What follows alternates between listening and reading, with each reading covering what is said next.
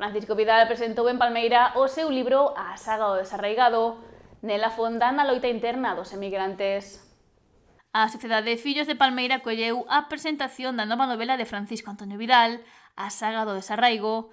Está ambientada no século XI, pero entre as súas páxinas afóndase na emigración, na loita interna das persoas que teñen que emigrar. Por dicirvos que, aínda que se pode tomar a novela como unha novela histórica ou de aventuras, pois unha vez publicada pertenece a quen a lea e cada lector é un intérprete do que aquí se conta, eu non a catalogo como histórica. Pero iso é de menos.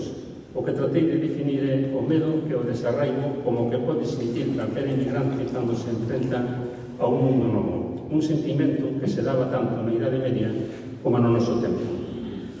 O asunto ese do desarraigo e da emigración, como sabedes moitos de vós, é un tema recurrente na miña escrita.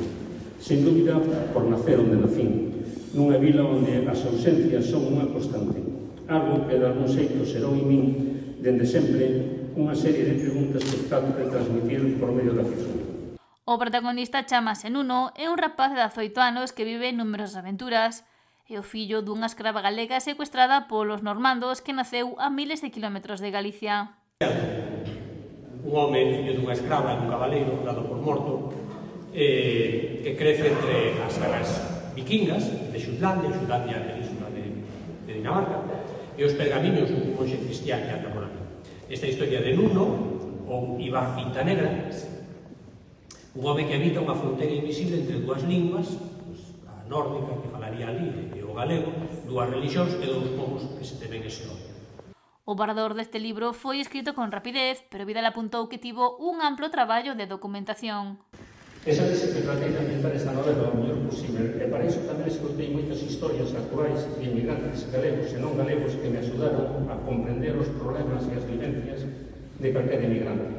Porque o fundamental, penso que é saber o que sente alguén que, aínda que as súas intencións son procurar o entendemento, a paz social. Barcia puxo en valor o conxunto da novela, dende a historia ata a forma de contala do autor. A linguaxe empregada é unha linguaxe moi vizosa, moi intenta, remedar ese estilo arcaizante, elegante ao mesmo tempo. A historia, efectivamente, é unha historia de ambientación histórica, ademais coincide que no editorial nos últimos tempos estamos sacando varios títulos con este enfoque.